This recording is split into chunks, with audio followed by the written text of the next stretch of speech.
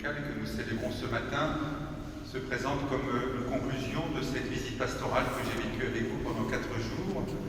Non pas une conclusion au sens où cette visite terminée, il faudrait passer à autre chose, mais la conclusion au sens de ce que le Concile Vatican II dira de l'Eucharistie. Elle est la source et le sommet de la vie chrétienne. La messe, en effet, nous l'avons célébrée pendant ces 4 jours, jeudi, vendredi, samedi et aujourd'hui.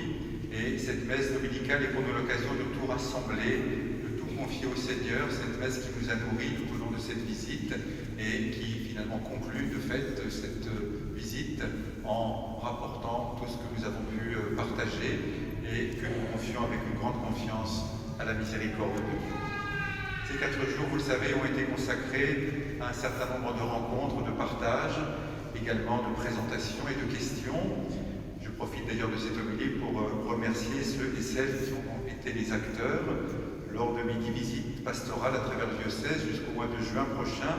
Je vais, comme l'a exprimé tout à l'heure le Père Philippe, à la fois rencontrer bien sûr la vie de l'Église, la vie du diocèse sur les territoires particuliers. Je vais rencontrer les prêtres, les religieux, les religieuses, les consacrés, les acteurs pastoraux. Je vais faire le point avec chacun pour voir comment, effectivement, la mission de l'Église est assumée dans les grands domaines de la vie pastorale que nous connaissons bien, l'évangélisation, la catéchèse, la formation, la solidarité, mais aussi la liturgie ou la prière. Et en même temps que je rencontrerai donc cette réalité de la vie de l'Église, je prendrai aussi le temps d'aller visiter les personnes qui travaillent sur ces territoires, que ce soit dans une entreprise, le monde des élus, visiter aussi des personnes en situation de précarité, de fragilité. Avant-hier, je rencontrais des personnes qui travaillent au théâtre, donc le monde aussi culturel.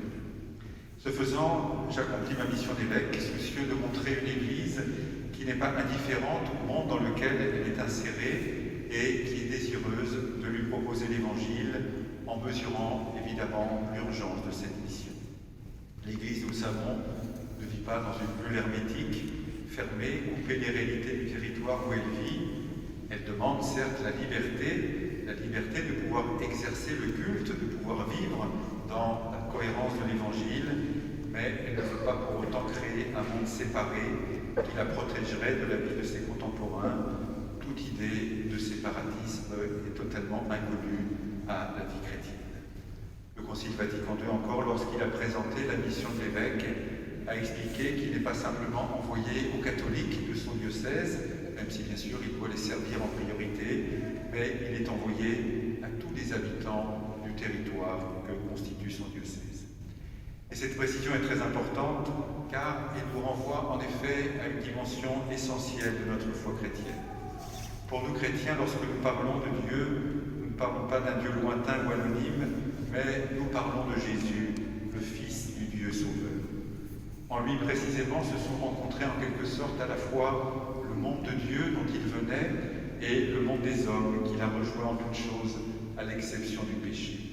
En lui, saint Paul le dira également, cohabite à la fois la plénitude de la divinité et la perfection de l'humanité, les deux étant absolument indissociables et devant continuellement être honorés. En effet, si l'Église nous invitait simplement à être tournés vers Dieu, alors notre vie chrétienne serait une belle spiritualité, mais il en existe bien d'autres à travers le monde. Et si l'Église nous invitait simplement à être tournés vers les hommes et vers les autres, alors nous serions un bel humanisme, très beau certainement, par lui-même, mais qui ne serait pas chrétien.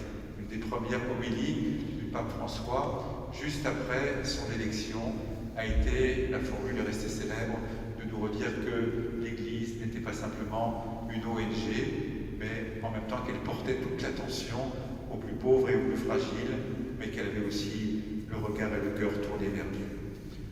Frères et sœurs, il nous faudra toujours tenir ces deux éléments avec patience, avec persévérance, et être bien assuré que notre vie chrétienne est bien établie sur ce mystère du Christ, à la fois pleinement Dieu et pleinement homme.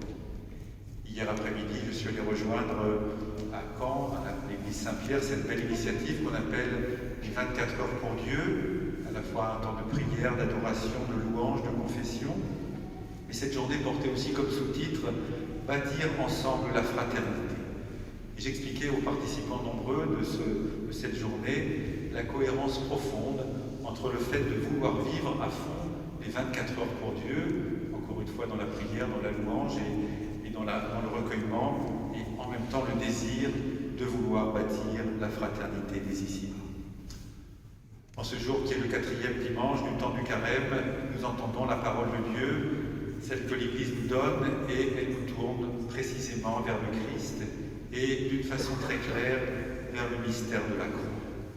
Nous ne sommes pas étonnés de cette insistance, car nous continuons à progresser sur le chemin du carême, et nous en connaissons le terme, la ville de Jérusalem, où Jésus va vivre sa passion, sa mort et sa résurrection. Et cette croix, Saint Jean en parle de façon imagée dans l'évangile d'aujourd'hui. Ainsi faut-il, nous dit Saint Jean, que le Fils de l'homme soit élevé, afin qu'en lui tout homme qui croit ait la vie éternelle. Cette élévation dont parle Saint Jean, c'est précisément le mystère de la croix. Et cette expression « il faut que le Fils de l'homme soit élevé » peut certainement nous surprendre, comme s'il y avait une espèce de fatalité. Il faut que le Christ passe par la croix. Disons plus simplement que Dieu a voulu qu'il en soit ainsi et que le salut nous soit donné effectivement par la mort et la résurrection de son Fils. Depuis 2000 ans, l'Église assume ce paradoxe d'un Dieu crucifié. Saint Paul encore le dira avec force, nous proclamons un Messie crucifié, scandale pour les Juifs, folie pour les nations. Il nous invitera à ne pas rougir du mystère de la croix du Christ. Cet amour du Christ crucifié, nous l'avons également entendu dans la 2e lecture.